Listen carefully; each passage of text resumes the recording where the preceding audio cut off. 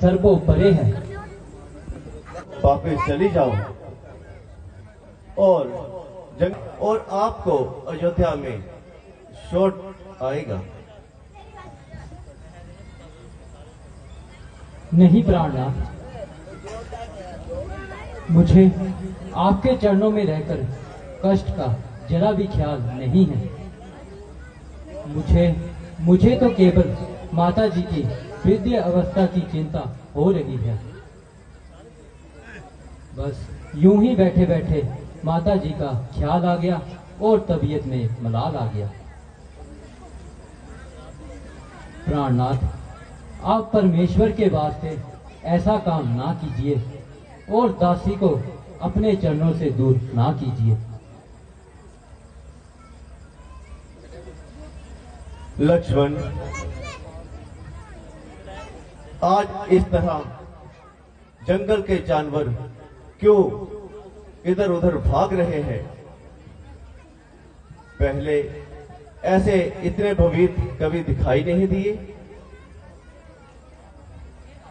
जरा देखना, इन बेचारों पर ऐसी कौन सी मुसीबत आई है जो इन्होंने इस तरह इधर उधर भगदड़ मचाई है। ठीक है भ्राता जी, मैं आगे जाकर देखता हूं। भ्राता जी होशियार हो जाइए, सूर्यवंशी झंडा लहराता हुआ दिखाई दे रहा है और भरत अनगिनत सेना लिए इधर ही आ रहा है।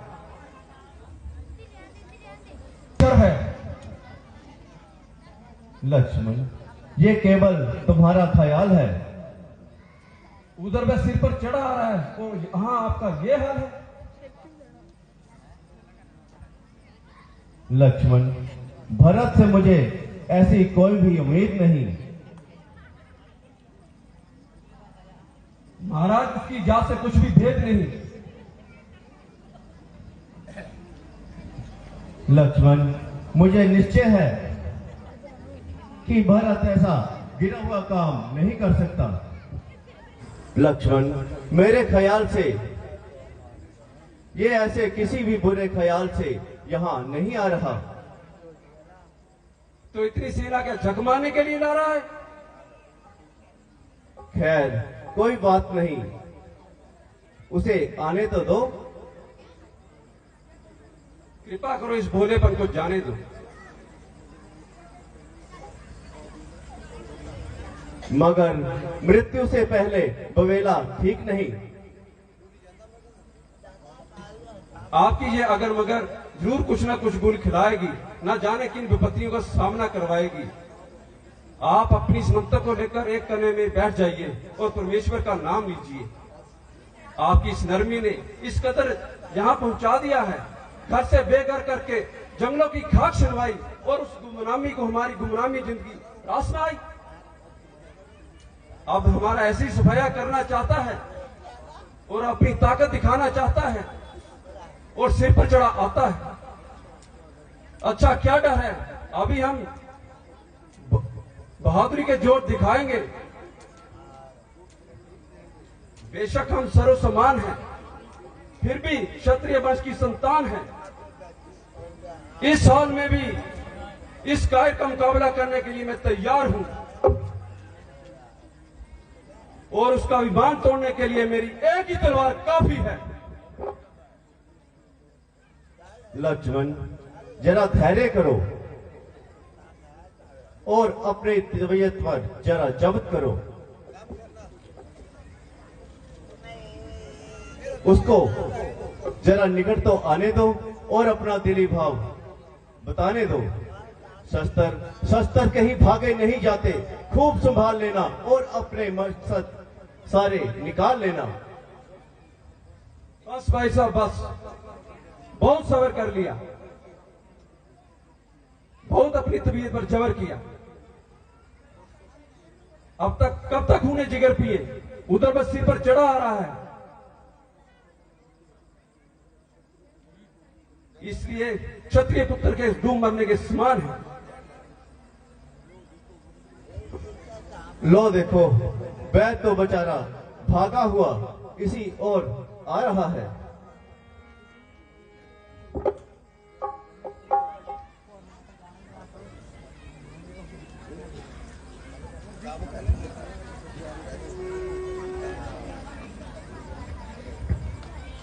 प्यारे भरत, कहो, चित्त तो प्रसन्न है भाई? है। मेरे प्यारे भाई, तुम रोते क्यों हो?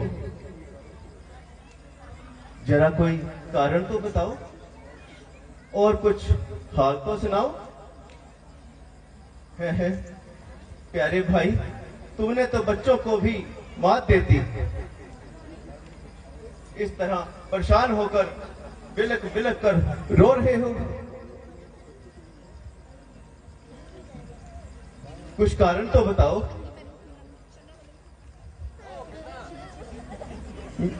मेरे प्रिय भाई, मैं तुम्हारी ये हालत किन आंखों से देखूं? मैं यदि तुम्हें कभी सपने में भी रोते हुए देख लेता था तो पसीने से तल बदल हो जाता था। हाय हाय, मेरी इस उपस्थिति में तुम्हें कोई ऐसा कष्ट हो तो धिक्कार है मेरी जिंदगी पर और लानत है मेरे जीने पर। मेरे प्यारे भाई, तुम्हें मेरी कसम, मुझे अधिक परेशान न करो और मुझे अपनी रणनीति बताओ।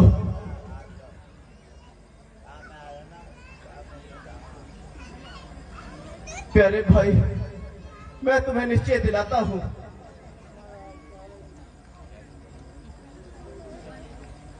कि मेरे मन में तुम्हारे प्रति कोई भी शिकायत नहीं, ना माता कैकेयी से कोई अफसोस है। हाँ भ्राता जी, यह मेरी पूर्व कर्मी के फल हैं। इसमें आपका क्या दोष है? ओह, यह तो शत्रुघ्न भी आ रहे हैं।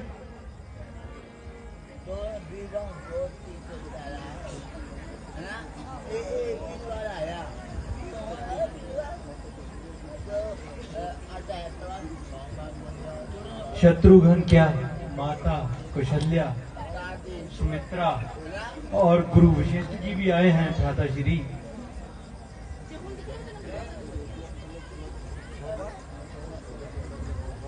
समस्त जो प्रणाम। माता जी प्रणाम। माता जी प्रणाम।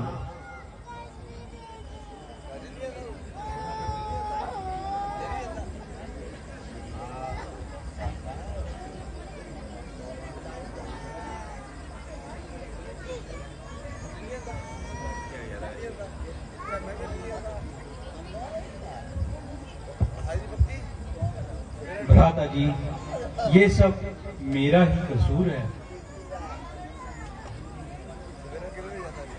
शत्रुघ्न, तुम जाओ इस कुटिया में अपनी भावों के साथ बातचीत करो।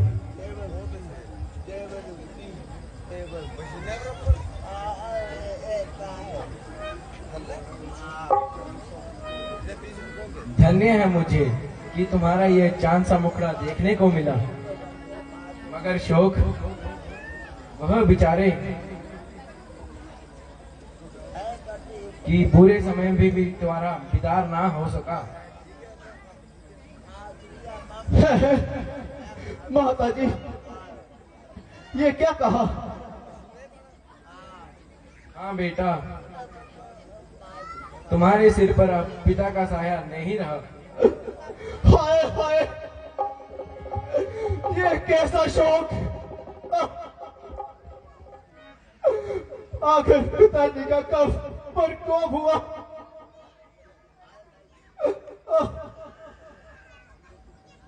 इधर तुम वन को पधारे और पिताजी स्वर्ग सिधारे।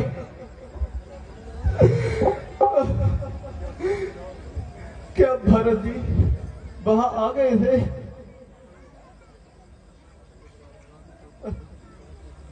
नहीं बेटा, वह भरत जी को भी बाद में बुलाया गया था।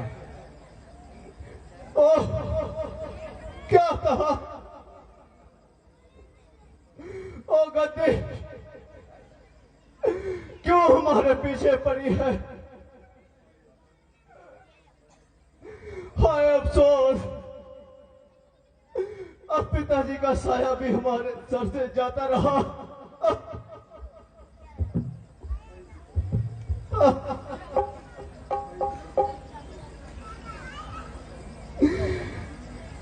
ओ गर्दिश, तू क्यों हमारे पीछे पड़ी है और हमें बर्बाद करने को अड़ी है?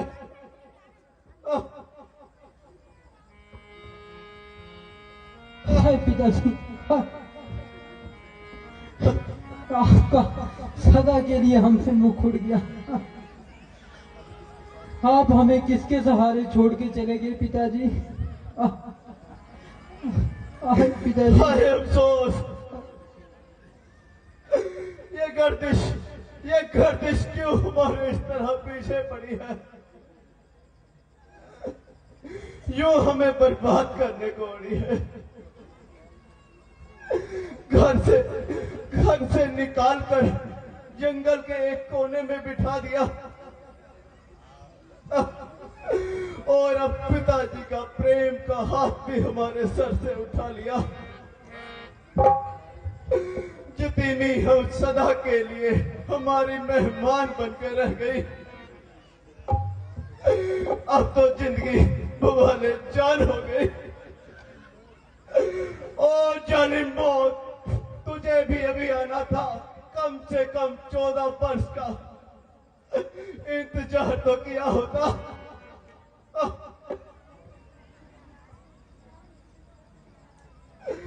हमारी बर्बादी का अंदर ही अंदर सम्मान तैयार कर रही थी।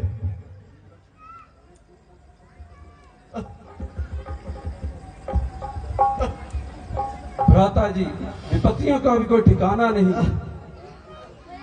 आई तो सारी एक साथ आई।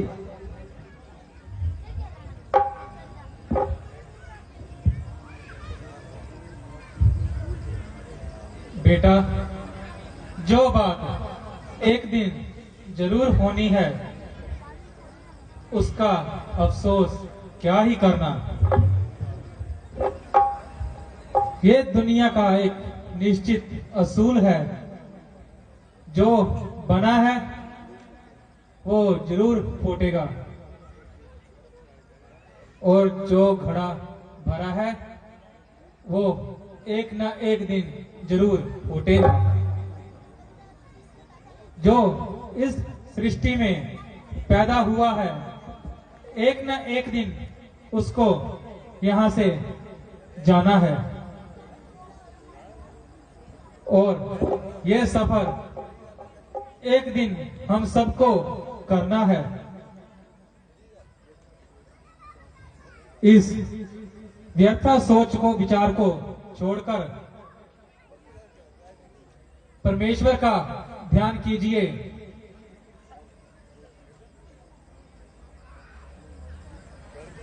हाँ भरत जी, आप अपने मानसिक अभिप्राय को व्यक्त कीजिए।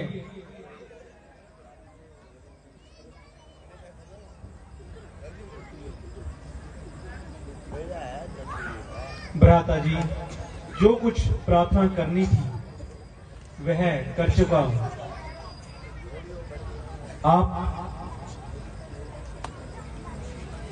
आप अधिक देर क्यों करते हैं? मैं तो पहले ही मर चुका हूं। उधर सुखों का वैसे ही खात्मा हो चुका है, इधर आपका ऐसा कठोर व्यवहार हो गया है। पिताजी के बाद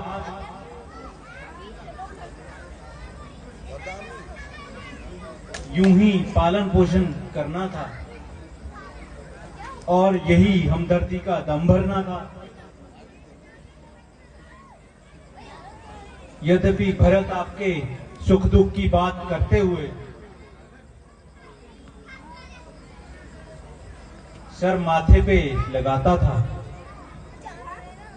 और कभी आपके सामने आंख नहीं उठाता था, उन दिनों की मुसीबतों में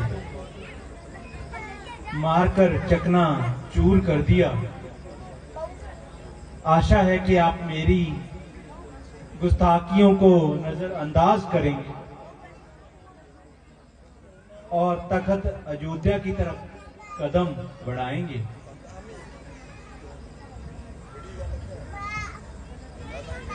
प्यारे भरत, तुम्हारा प्रेम जो कि सदा मेरे साथ है, मैं उसे भली भांति जानता हूं और तुम्हारे दिली अभिप्राय को पहचानता हूं। मगर क्या करूं? शास्त्रों की आज्ञा के अनुसार धर्म की पाबंदियों से मैं मजबूर हूं। इसलिए मैं 14 वर्ष के लिए तुम्हारी नजरों से दूर हूं।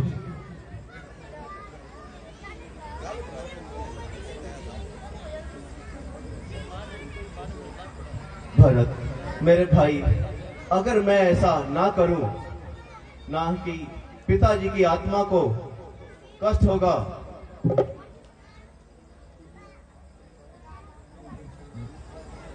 उनकी पुण्य प्रताप को भी ठेस लगेगी।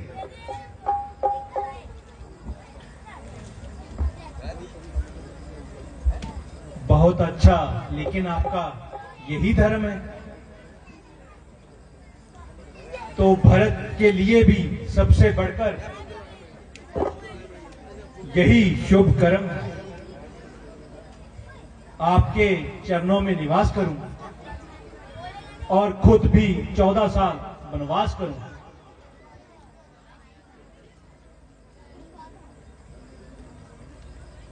भरत, मैं तुम्हारी इस राय से भी खिलाफ हूं, क्योंकि तुम्हारा यह ख्याल पिताजी की आज्ञा के विरुद्ध है और धर्म शास्त्रों के खिलाफ है। वनवास का हुक्म केवल राम के लिए है, ना कि तमाम के लिए है। ये पूछो कि लक्ष्मण मेरे साथ क्यों आया है, तो पिताजी ने लक्ष्मण के लिए कोई ऐसा संदेश नहीं दिया है। हाँ, अगर तुम भी यहां ठहर जाते हो तो फिर अयोध्या का कौन निगहबान है?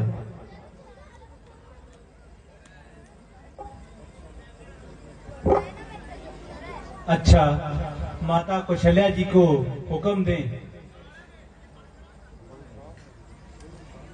वही इंसाफ करेंगी। हाँ, मुझे माता जी के हुक्म से कब इनकार है? माता जी, आप हमारा इंसाफ कर दें, इस मामले को साफ कर दें।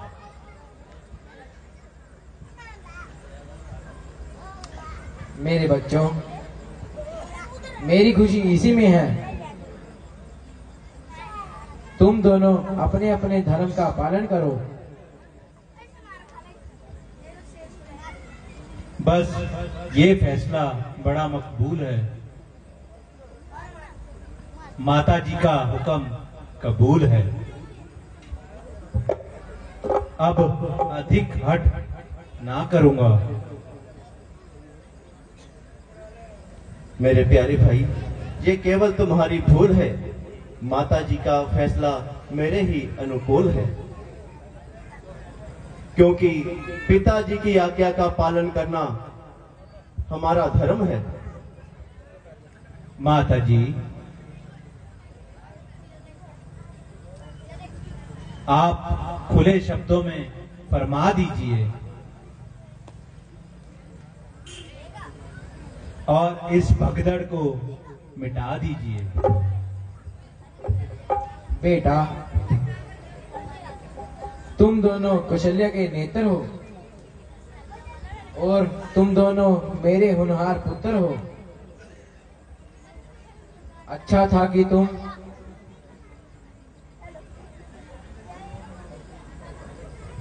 अपने ही फैसले मुक्त कर लेते और तुम दोनों व्यर्थ लड़ाई को छोड़ देते और तुम दोनों साफ शब्दों में ही सुनना चाहते हो तो फिर सुनो। 14 साल के लिए भरत अयोध्या में निवास करेगा और रामचंद्र वनवास करेगा। मुकाबले में कौशल्या झूठ ना बोलेगी और व्यर्थ अपनी जान पर पत्थर ना तोलेगी। हाय, क्या कहूं, भरत को हर तरह से मजबूर किया जा रहा है और जबरदस्ती आपके चरणों से दूर किए जा रहा है। बहुत अच्छा, इतनी कृपा कीजिए, अपनी खड़ामा मुझे दे दीजिए, अपने हाथ से ले जाऊंगा और इन्हें तख्त अयोध्या के ऊपर ताज सजाऊंगा। मगर इस बात का ध्यान रहे, अगर 14 साल से एक दिन भी ऊपर हुआ, भरत को कदापि जीवित ना पाओगे। हाँ प्यारे भरत, मैं तुम्हारा कहना स्वीकार करता हूं और इस बात से इकरार करता हूं कि 14 वर्ष व्यतीत होते ही तुम्हारे पास आ जाऊंगा और एक भी क्षण ना लगाऊंगा।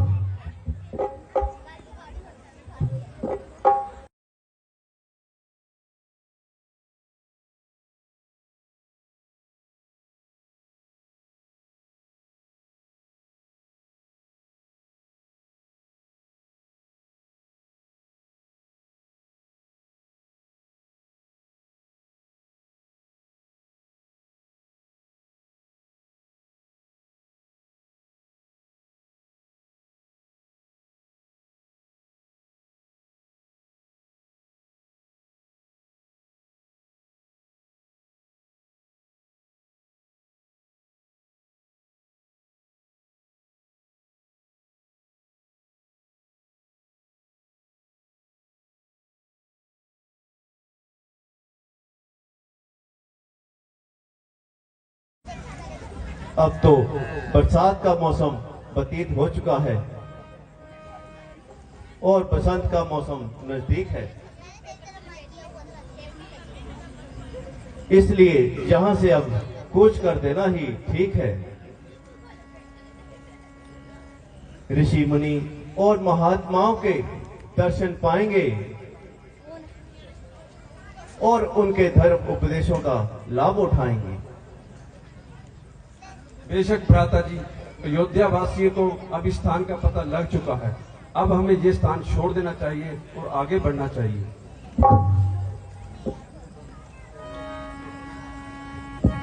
प्राणनाथ, ये वन कैसा सुहाना है, मानो कुदरत की सभी खूबियां इसमें समाई हो।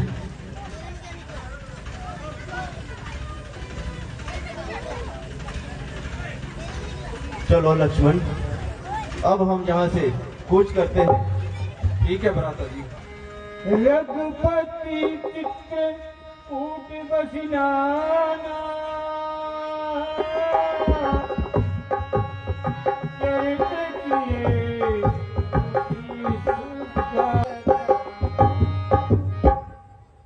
पलक कोमल प्रिया अमित जी की तरफ से रामलीला कमेटी को 20 रुपए का दान किया जाता है। मैं उनका हार्दिक अभिनंदन करता हूँ। जय श्री राम। देखिए लीला का दृश्य।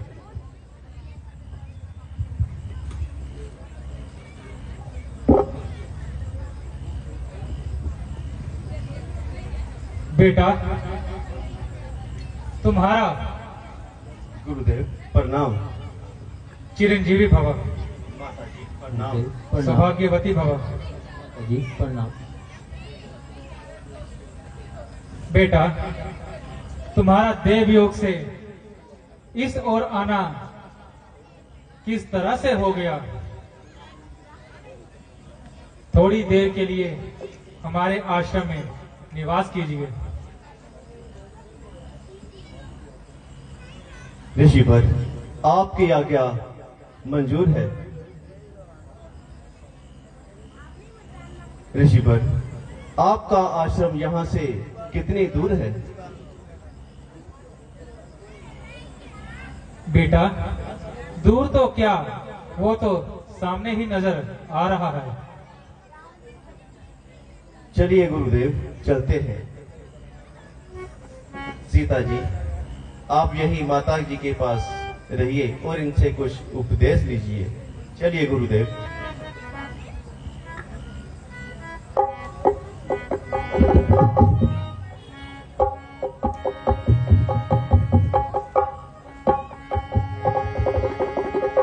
अनसुया के पद में सीता मिली बोरी मुसीर बनी।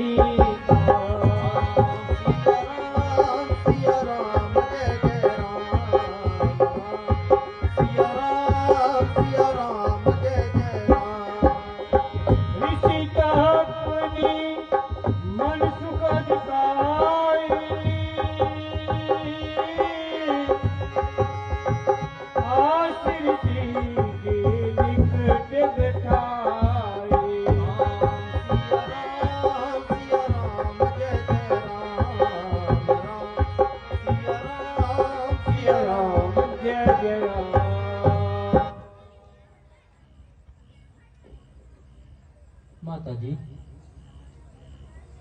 आपके दर्शन पाकर चित्त प्रसन्न हो गया। बेटी, तू साक्षात देवी है। तेरे तेरे माता पिता धन्य हैं। माता जी, मुझे कोई आप धर्म उपदेश दीजिए और मेरा उद्धार कीजिए। धीरज धर्म मित्र अनादि पद काल पर के त्यारे।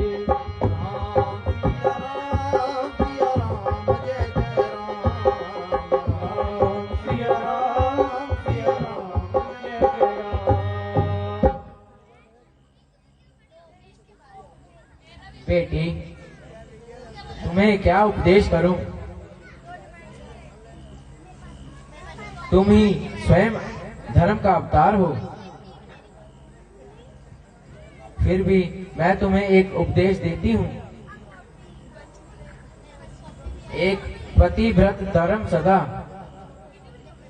वह जान के साथ निभाती है, वही सुहागन भड़वागन सतवंती नार कहलाती है। यदि धर्म और व्यर्थ निमन है, पति पर जान निसार हो, तन मन और वाणी से निज पति की ताबेदार हो, दुख में सुख में भले में बुरे में पति की आज्ञाकार रहो। परमेश्वर समय समय में पति को चरणों पर बलिहार करो। त्याग पति का ध्यान गैर का सुनने में नहीं लाती है, वही नारी सुहागन भड़वागन सतवंती नार कहलाती है। पति के चरणों से बढ़कर कोई तीर्थ स्थान नहीं। नित्या तीर्थ व्यर्थ करें, जो इस जैसी नादान नहीं। पतिव्रता की महिमा को वर्णन करना आसान नहीं। और क्या कहूं अधिक तेरे से। तू कोई नादान नहीं। मिथ्या व्रत करे जो न्यारी, पति की उम्र घटाती है। बेटी, यद्यपि जो कुछ तुझको कहना चाहती हूँ उससे अधिक गुण तुझ में पाती हूँ, परंतु तेरे बार बार कहने पर स्त्री धर्म के संबंध में कुछ बातें सुनाती हूँ। स्त्री के लिए पति सेवा से अधिक कोई व्रत नहीं, ना नेन है। वही स्त्री सतवंती है जो पति के चरणों से प्रेम पाती है। तात्पर्य यह है कि पतिव्रता की महिमा शास्त्रों में विस्तार है, उसका वर्णन करना दुश्वार है। इसके लिए अधिक समय भी बेकरार है। मुझे विशेष कहने की क्या जरूरत, तू स्वयं ही पतिव्रता है और साक्षात धर्म की मूर्त है। माता जी, निसंदेह आपका यह मनोहर उपदेश मेरे हृदय को प्रसन्न करता है और आपका एक एक सुंदर वचन मेरे दिल को मोह लेता है। परंतु मेरी जननी ने मेरे विवाह के समय मुझे ये सब बता दिया था और पतिव्रता धर्म के अच्छी तरह समझा दिया था, परंतु ये उसी उपदेश का फल है कि मुझको आप जैसी धर्मात्मा तपस्विनी देवियों के दर्शन का शुभ अवसर प्राप्त हुआ और आपका उपदेश मेरे लिए सोने पे सुहागा साबित हुआ। बेटी, तू वास्तव में धर्म की मजबूत चट्टान है। तेरे माता पिता धन्य हैं जिसकी तू संतान है। आने वाली पीढ़ियां तेरी चलन की धूलि को मस्तक पर लगाएंगी और आर्य स्त्रियां इस मिसाल से इस जीवन को उच्च बनाएंगी।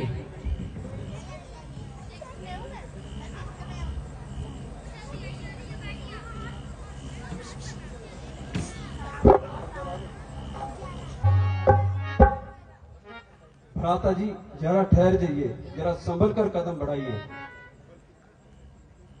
बल्कि मुंह के यहाँ यही ठहर जाइए। किसी जीव ने घात लगाई है। मैं अभी साजिश का पता लगाता हूँ, ये कौन है। लक्ष्मण, जल्दी का काम हमेशा खराब होता है। जिसके पीछे वृथा में पश्चाताप होता है। क्या मालूम कोई राक्षस है या फिर कोई बेचारा थका हारा मुसाफिर है। मैं जाता हूं और सब कुछ पता लगाता हूं। भ्राता जी, यह ध्यान से, ये जंगल बहुत ही मायावी है। हाँ लक्ष्मण,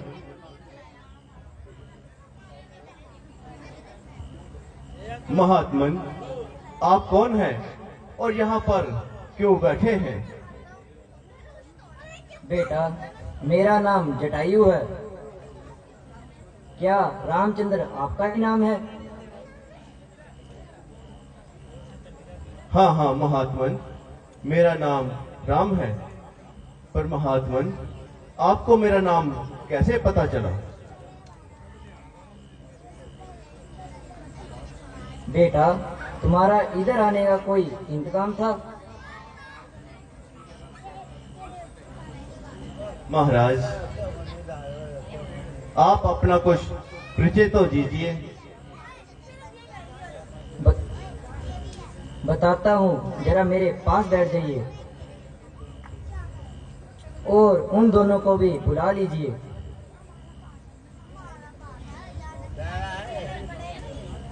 और आपका हमारे सिरों पर ठिकाना है, क्योंकि अब पिताजी का तो स्वर्ग में ही ठिकाना है। हाय अशोक, मेरे पितर का कब अशोकवास हो गया? मुनिवर, जब से हमें वनवास हुआ। खैर बेटा, धीरज धरिए। मेरे योग्य कोई काम हो तो बता दीजिए।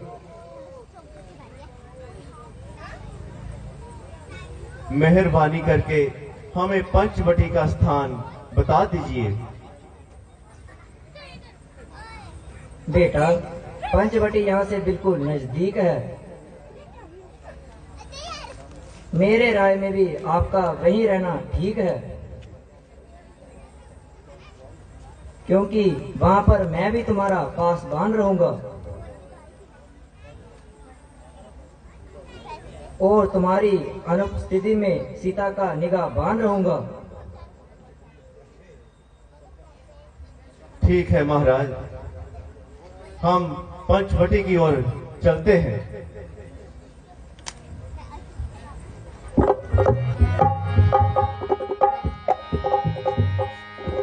संत चरण पंकज अति प्रेम